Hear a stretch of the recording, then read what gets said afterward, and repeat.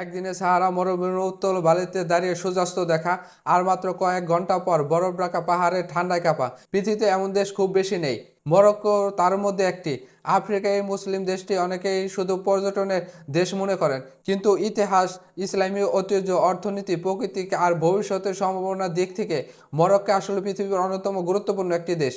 আফ্রিকার উত্তর পশ্চিম কোণে অবস্থিত এই দেশের এক পাশে আটলান্টিক মহাসাগর, অন্য পাশে ভূমধ্য মহাসাগর, আর ইউরোপের স্পেন মাত্র 14 কিলোমিটার দূরে। এতটাই কাছে যে পরিষ্কার দিনেই মরক্কোর উপকূল থেকে স্পেনের দিক দেখা যায়। এই ভৌগোলিক অবস্থার কারণে শত বছর ধরে মরক্কো আফ্রিকা, ইউরোপ আর একটি গুরুত্বপূর্ণ সেতুবন্ধন আছে। আজকের ভিডিওতে এমন একটি তথ্য থাকবে যা নিয়ে ভিডিওর শেষে একটা কুইজ থাকবে। মনোযোগ দিয়ে দেখুন, শেষে দেখা যাবে কতজন সঠিক উত্তর দিতে পারছে। চলুন শুরু করা যাক। মরক্কোর মোট আয়তন প্রায় 4,46,000 বর্গ কিলোমিটার, বাংলাদেশের প্রায় 3 গুণ বড়। অথচ জনসংখ্যা মাত্র 3,80,00,000। ফলে প্রতি বর্গ কিলোমিটারে বাস করে মাত্র 85 জন মানুষ। বাংলাদেশের মতো ঘনবসতিপূর্ণ দেশের মানুষের কাছে এই পরিসংখ্যান সত্যি অবাক করার মতো। ফুটবল মরক্কো এখন নতুন পরাশক্তি। 2022 সালে কাতার বিশ্বকাপে সেমিফাইনালে উঠে তারা প্রমাণ করেছে এটি আর অসাধারণ কোনো দল নয়, বরং ভবিষ্যতে এক শক্তি। মরক্কো রাজধানী রবাট হলেও সবচেয়ে বড় শহর কাসাব্লাঙ্কা। আধুনিক অফিস, সমুদ্র বন্দর, আন্তর্জাতিক কোম্পানি আর উন্নত অবকাঠামোর কারণে আফ্রিকার অন্যতম গুরুত্বপূর্ণ শহর। অন্যদিকে মারাকেসের ফেস আর সেরোয়ানের মতো শহরগুলো যেন ইতিহাসের জীবন্ত জাদুঘর। মরক্কো একটি সংবিধানের রাজতন্ত্র।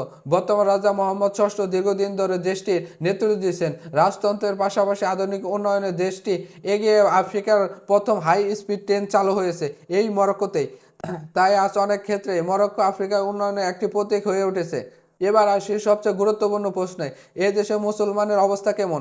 মরক্কোর মোট জনসংখ্যা প্রায় 99.6% মুসলিম, খ্রিস্টান প্রায় 0.09%, ইহুদি মাত্র 0.1%, আর বাকি ধর্ম মিলিয়ে 0.3% মানুষের কম। এই কারণে দেশের সংস্কৃতি, খাবার, উৎস আর দৈনিক জীবন ইসলামে ছাপ স্পর্শ। 5 ওয়াক্ত নামাজ, রমজানের রোজা, ঈদের উৎসব সবই অত্যন্ত গুরুত্ব সহকারে পালন করা হয়। মজার বিষয় হলো এত শক্তিশালী পরিচয় থাকার পরও মরক্কোর সংস্কৃতি আরব, আফ্রিকান আর ইউরোপের ঐতিহ্যের এক অসাধারণ মিশ্রণ আছে। এই বৈচিত্র্যই মরক্কোর অন্য মুসলিম দেশগুলো থেকে আলাদা করে। আফ্রিকার দেশ বলে অনেকে মরক্কোকে গরিব দেশ মনে করেন, বাস্তব চিত্রটা কিন্তু ভিন্ন। পর্যটন থেকে ভালো আয় করলেও দেশটি শুধু তার উপর ভরসা করে বসে নেই। কৃষি, গাড়ি তৈরি, টেক্সটাইল আর নবায়নযোগ্য জ্বালানি খাত থেকে নিয়মিত আয় আসছে।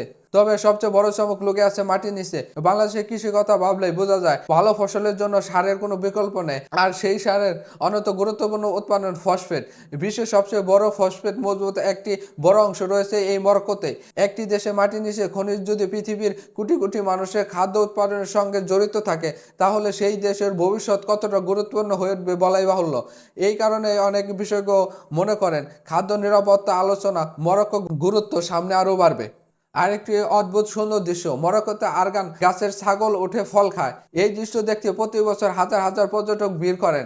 এই আরগান ফলের বীজ থেকেই তৈরি হয় বিশ্ববিখ্যাত আরগান অয়েল, যাকে অনেকেই বলে তরল সোনা। ত্বক আর চুলের যত্ন থেকে রান্না সবখানেই ব্যবহার হয়। যে গাছের ডালে ছাগল ফল খায় সেই গাছে আজ মরক্কোর অর্থনীতি একটি গুরুত্বপূর্ণ সম্পদ। মাথাপিছু আয়ের দিক থেকে মরক্কো এখন 4 থেকে 5 হাজার মার্কিন ডলারের মধ্যে, বাংলাদেশের তুলনায় কিছুটা বেশি।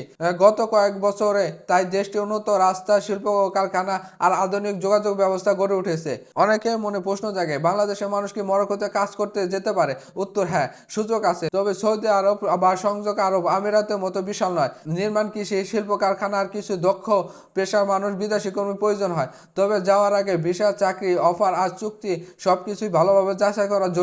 ভাষার দিক থেকে দেশটির সরকারি ভাষা দুটি, আরবি আর আমাজি।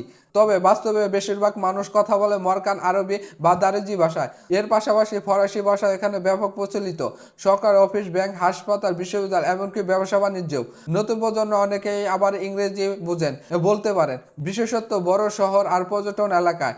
তাই কাজ, পড়াশোনা আর দীর্ঘমেয়াদী বসবাসের জন্য মরক্কোতে যেতে চাইলে মৌলিক ফরাসি ভাষা জানা থাকলে মানিয়ে নেওয়া অনেক সহজ হয়ে যায়। ঘুরতে যাওয়ার কথা ভাবলেই মরক্কো সত্যি অন্যরকম অভিজ্ঞতা দিতে পারে।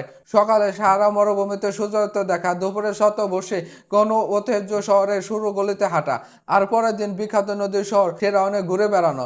এক ভ্রমণে এত বৈচিত্র্য খুব কম দেশেই পাওয়া যায়। জীবনযাত্রার দিক থেকে বাংলাদেশের সাথে মিল অমিল দুটোই আছে। মার্কাসের মতো বড় শহর, ভিড়, যানজট আর রাস্তার ব্যস্ততা বাংলাদেশ শহরের মতো স্বাভাবিক দৃশ্য।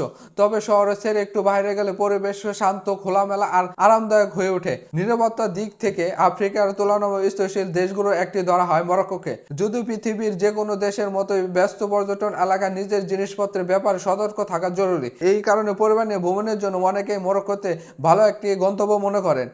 খাবারের দিক থেকে বাংলাদেশের সাথে কিছুটা মিল পাওয়া যায়। ভাত, রুটি, মাংস, সবজি আর নানা মশলা ব্যবহার সেখানে বেশ জনপ্রিয়। বিশেষ করে তাদের ঐতিহ্যবাহী খাবার তানজিন আর কুসকুস বিশ্বজুড়ে পরিচিত। মুসলিম দেশ হওয়ায় হালাল খাবার নিয়ে আলাদা দুশ্চিন্তার কিছু নেই। মরক্কো শুধু একটি পর্যটন দেশ বলাটা ভুল হবে। এখানে ইসলামী ঐতিহ্য, আধুনিক উন্নয়ন, প্রাকৃতিক সৌন্দর্য, অর্থনৈতিক সম্ভাবনা আর আর হাজার বছরের ইতিহাস একসঙ্গে মিশে গেছে।